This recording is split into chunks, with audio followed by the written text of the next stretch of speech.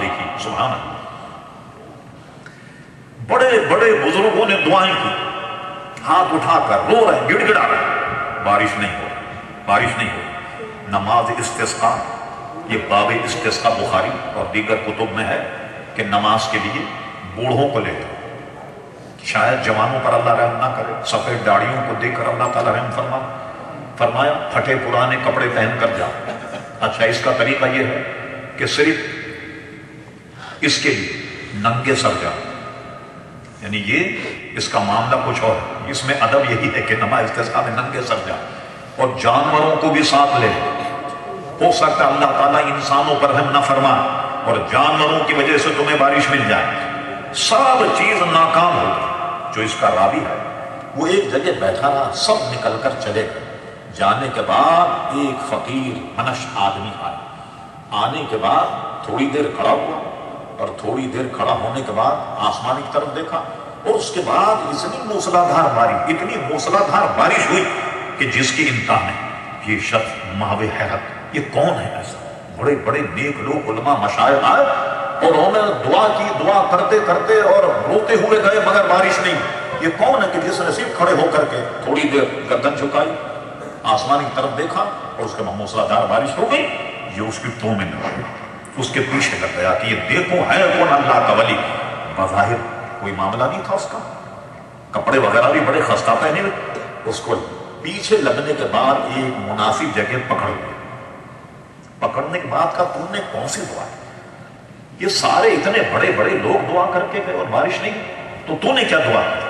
اللہ اکبر، اے اللہ کے نیک بندے پہلے تو بچتے، اپنے معاملات کو ظاہر نہیں کرتے، اور یہ تصوف کا قاعدہ کہ کوئی چیز اسے نظر آئے ملے اس کو پوشیدہ رکھے، چھپائے رکھے۔ اور تصوف کا قاعدہ یہ ہے کہ اپنے اوپر جو معاملات ہوں اس کو اگر لوگوں سے بیان کرنا شروع کر دے تو یہ ساری باتیں ختم ہو جاتی ہیں، کیونکہ اس میں دکھاوا آ گیا، تصنع آ گیا، ریاکاری آ گئی۔ لیکن آج کل تو سارا معاملہ خوابیں پہ چل رہا ہے۔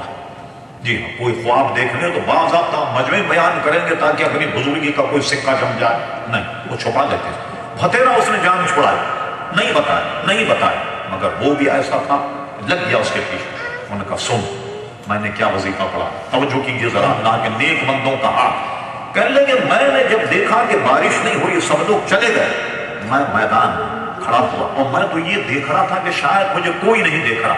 میں نے اپنے دربار میں بڑی عجیب و غریب اپنی فریاد، میں نے کہا اللہ تبارک و تعالی، میں نے جب سے حضرت بائزید بستانی کو دیکھا، ان کا مرید تھا، اور جب سے میں نے اپنی آنکھوں سے بائزید بستانی کی زیارت کی ہے، مولا یہ امانت میری آنکھوں میں ہے اور میں نے کبھی اس امانت میں خیانت نہیں کی۔ جب سے بائزید بستانی کو دیکھا ان آنکھوں سے، اس کے بعد میں نے کبھی اپنی آنکھوں سے خیانت نہیں کی، یعنی کبھی میں کسی اور کی طرف نہیں دیکھا، نہ محرم کی طرف نہیں دیکھا، کسی برائی کی طرف میں نہیں دیکھا۔ تو میں تجھے اس کا واسطہ دیتا ہوں کہ جو شکل و صورت میری آنکھوں میں محفوظ ہے تو بارش برسا دے۔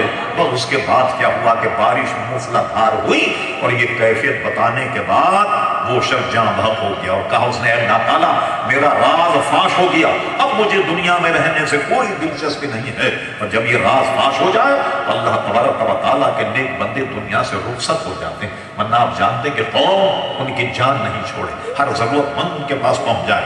اس لیے کہا جاتا ہمارے یہاں تصوف کے قاعدے میں حضرت داتا صاحب نے بھی لکھا، اور وہ یہ ہے کہ ان کو کہا جاتا صاحب خدمت، جو کائنات کا نظام چلانے والے لوگ، یہ صاحب خدمت، لوگوں کو پتہ نہیں لگتا کہ یہ کون لوگ ہیں، بس یہ جو خدمت ان کے ذمے ہے وہ یہ سر انجام دیتے ہیں اور بالکل خفیہ رہتے ہیں، اور کسی آدمی کو یہ نظر نہیں آتے، نہ کسی سے تعارف کراتے ہیں۔ بلکہ صوفیہ میں ایک ملامتی فرقہ بھی، ملامتی کا کیا مطلب کہ ذرا سا ان کی بزرگی ظاہر ہو جائے تو ایسے کام کرنے لگے کہ آدمی کو نفرت ہو جائے، کبھی چھوڑو یہ تو بالکل بیکار قسم کا آدمی، تو وہ آپ سے جان چھڑانا چاہتے ہیں، اصل میں بالکل الگ رہنے کے بعد میں آپ سے جان چھڑانا چاہتے ہیں۔ تو میں عرض کر رہا تھا کہ آپ بھی مقرر، آپ کے والدین ماجدین، آپ کی پھوپھی صاحبہ سے فریاد کی گئی تو صحن میں چھڑکاؤ کرنے کے بعد فوراً جناب جھاڑو دینے کے بعد اللہ کی بارگاہ میں کہا تو فوراً چھڑکا ہو گیا، اور اللہ تبارک و تعالیٰ نے ان کی سن لی۔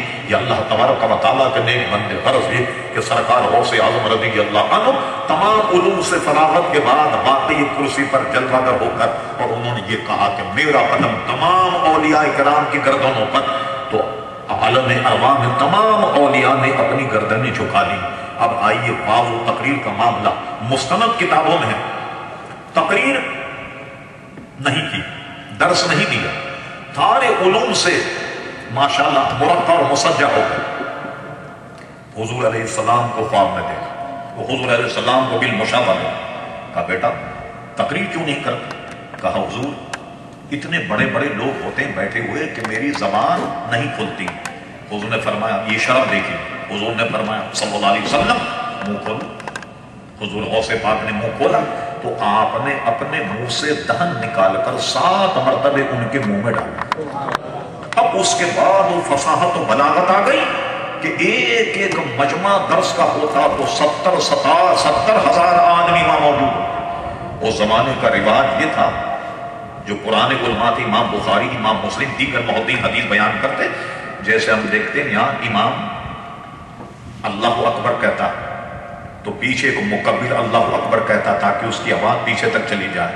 تو پرانے زمانے میں یہ سسٹم تھا کہ جب کوئی حدیث بیان کرے تو سامنے کے آدمی جو ہیں وہ ان کی طرف منہ کر کے اور وہ حدیث بیان کرتے، بھئی شیخ نے یہ حدیث بیان کی، شیخ نے یہ تفسیر بیان کی، یوں ایک دوسرے کو بیان کرتے کرتے پیچھے جاتا معاملہ۔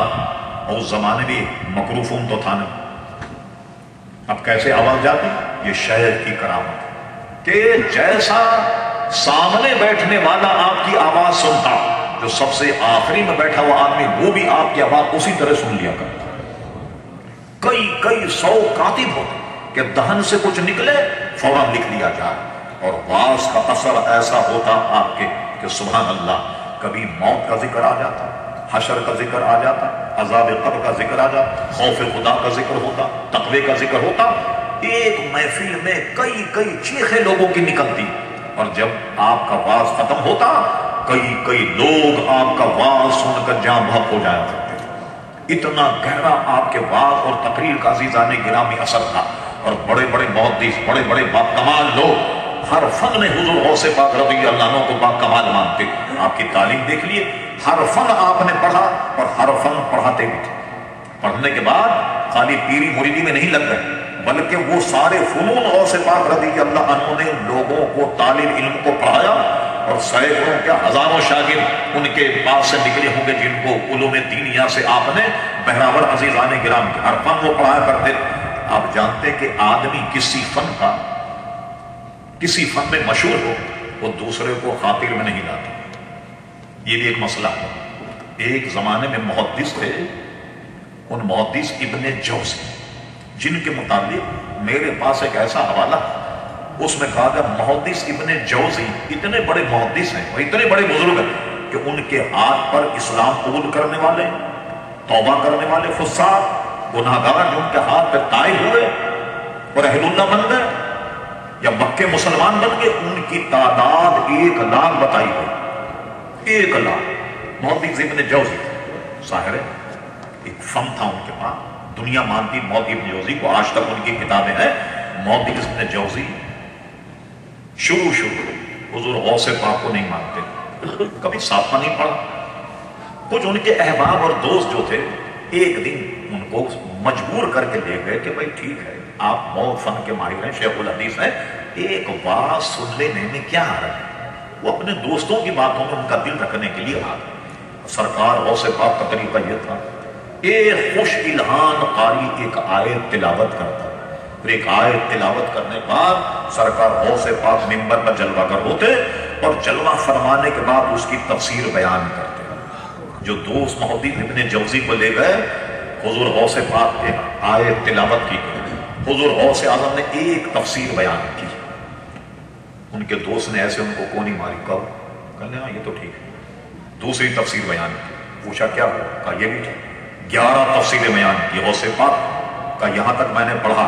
پھر اس کے بعد غوث پاک نے یہ کے بعد دیگرے اس آیت کی 40 تفسیریں بیان کی، اور محدث ابن جوزی کا علم جواب دے۔ मुहद्दिस इब्ने जौज़ी का इल्म जब आप देखा और उसी दिन से हुजूर गौस आज़म रज़ी अल्लाह के मुतक़िद हो गए, अक़ीदतमंद हो गए, इरादतमंद हो गए और अक्सर और बीशतर उनकी महफिलों में जाते। मौदी इब्ने जौज़ी जैसा मुहद्दिस हुजूर